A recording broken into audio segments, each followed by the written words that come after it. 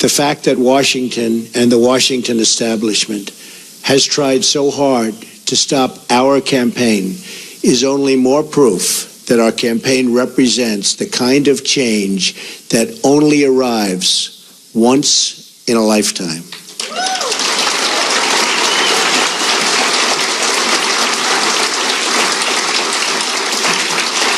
What follows is my 100-day action plan to make America great again. It's a contract between Donald J. Trump and the American voter, and it begins with bringing honesty, accountability, and change to Washington, D.C.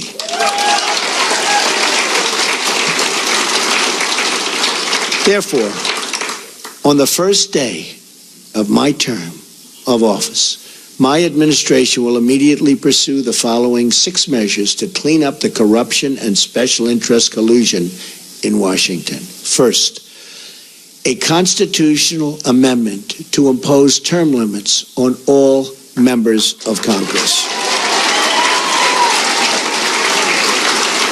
Second, a hiring freeze on all federal employees to reduce federal workforce through attrition, exempting military, public safety, and public health.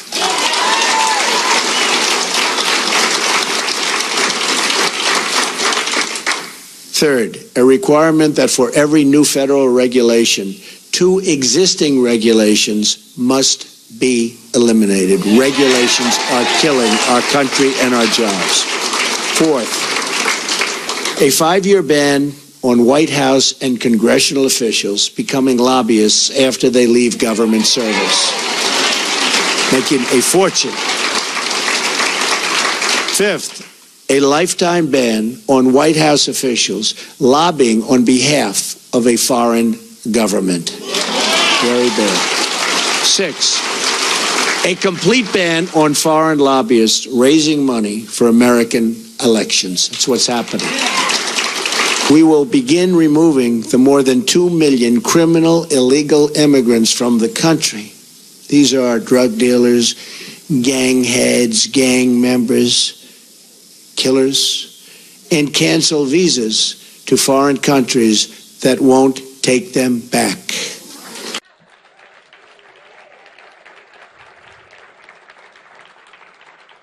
Immigration is a privilege. And we should not let anyone into this country who doesn't support our communities, all of our communities, every single one of them. America has already admitted 4 times more immigrants than any country on earth, anybody in the world, 4 times more, at least, because we don't even know who's coming in.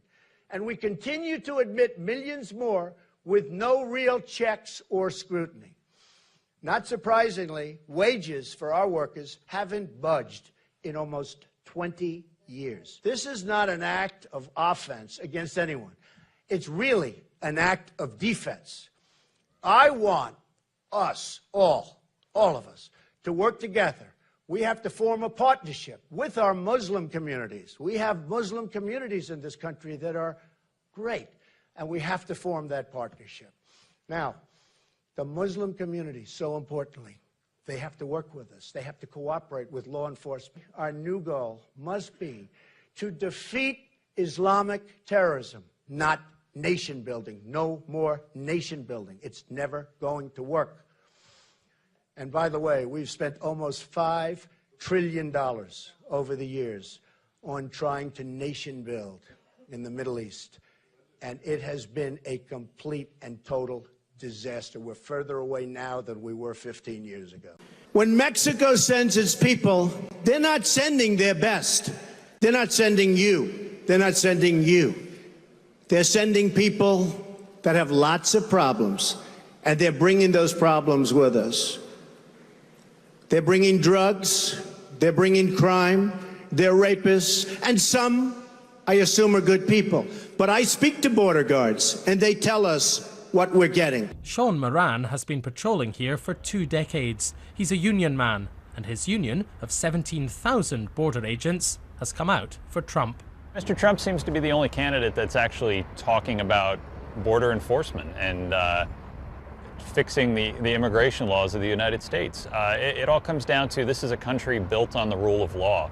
And over the past few decades, we have carved out entire sections of our immigration laws and just ignored them. On the other side of the border, they're not quite so keen. Corporate America hates Trump. Wall Street hates Trump. The career politicians hate Trump. The media hates Trump. Donald Trump came to the Detroit Economic Club and stood there in front of the Ford Motor executives and said, if you close these factories as you're planning to do in Detroit and build them in Mexico, I'm going to put a 35% tariff on those cars when you send them back, and nobody's going to buy them. The middle class loves Trump. He is the human Molotov cocktail that they've been waiting for. The human hand grenade that they can legally throw into the system that stole their lives from them. And so on November 8th, the dispossessed will walk into the voting booth, be handed a ballot, close the curtain, and take that lever, or felt pen or touchscreen, and put a big fucking X in the box by the name of the man who has threatened to upend and overturn the very system that has ruined their lives. Donald J. Trump. They see that the elites who ruined their lives hate Trump. Corporate America hates Trump. Wall Street hates Trump. The career politicians hate Trump. The media hates Trump. Trump's election is going to be the biggest fuck you ever recorded in human history. And it will feel good. If you close these factories as you're planning to do in Detroit and build them in Mexico, I'm going to put a 35% tariff on those cars when you send them back, and nobody's going to buy them. Get this, 91% of evening newscast coverage was negative towards Trump. Also, we learned from the WikiLeaks email dump about a dinner at John Podesta's house at 25 journalists allegedly invited to just days before Hillary announces that she's running for president. The list includes reporters from ABC and the Associated Press and Bloomberg and CBS and CNBC and CNN, MSNBC, NBC, the New York Times, Politico, Reuters, The Hill, The Wall Street Journal, and several others. By the way, nobody from Fox News. I can't believe, was my invitation lost in the mail? Joining us now with reaction, Fox News contributors Tucker Carlson, Monica Crowley, and the host of Justice, Judge Jeanine Pirro. Judge, that doesn't surprise me. The MRC is there, but also WikiLeaks. They had the names of 65 so-called journalists that they're whining and dining, and then the names of all the others that they're colluding with, from Politico, the New York Times, CNBC, CNN, MSNBC. It's all there. I said in 2008, journalism is dead. You're all a bunch of hacks, phonies, liars, and you're corrupt. And they lecture me because I'm honest and I say I give opinion. You know what this shows, Sean? It shows that there is an octopus of connections. And that's Octopus what. of? Yeah, an octopus of connections. Yeah. And it's all related to power and money. That we know for certain, and that is that the system as we know it, I'm talking now about the mainstream media, all press, it's collapsed. Journalism has actually collapsed. It ain't like it used to be, and it ain't like it's supposed to be. I mean, it's unprecedented with regard to what's going on. I mean, you got broadcasters and networks like CBS, NBC, ABC, major newspapers across America and every country in the free world is working very, very hard to keep Trump out of the Oval Office. And again, there's no precedent to this in modern time, foreign time, back time, pick your verbiage. I mean, there's no foreign enemy, no terror group, no native criminal gang that suffers the daily beating that Trump does. I mean, think about that. He gets beat up more than ISIS, more than anyone else in the entire world. The press, journalism, again, as we think we knew it or used to know it, their job, I guess, is to keep him out of the Oval Office, and they lie, they cheat, and they say things that aren't true. People compared to sheep in being docile, foolish, or easily led. Humans, along with many other species, including sheep, make decisions based upon the actions of others every day. It's a form of group mentality or group think, and may cause what's called de-individuation. Small groups such as families are a necessity for survival, and the human brain is actually set up for social life.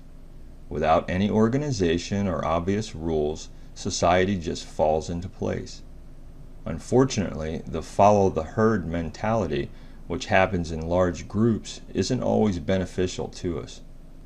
If we're not fully knowledgeable about a subject, we tend to follow the guy who appears to know more than we do. How about riots or mob mentality? According to the University of Leeds study, a mob of 100 people could be swayed and influenced by only 5 informed individuals. And an informed individual could just mean someone who is well versed on the subject we're discussing right now. Imagine 95 people running around unaware and 5 people manipulating all of them. The math goes up from there. The higher the number, the worse the ratio, until most don't even know who the shepherds are anymore. Simply following the one in front of them, assuming that person knows. Corruption hides itself in large groups. Is this a complete loss of individual identity or a corrupt individual? Either way, it isn't good. Sorry, Hillary, but you were the most obvious. For example, at a sporting event, a political rally, or a music concert someone attends. It's unlikely that they would have yelled or cheered if they were the only one doing it. A good defense to mob or group mentality is be cautious of large groups or large crowds. Be aware of the herd mentality. Watch out for other people who encourage you to join and do things you would not normally do. Simply fade into the background, and others who are caught up in the chaos will not notice you. Remember, it's a herd following an anonymous shepherd.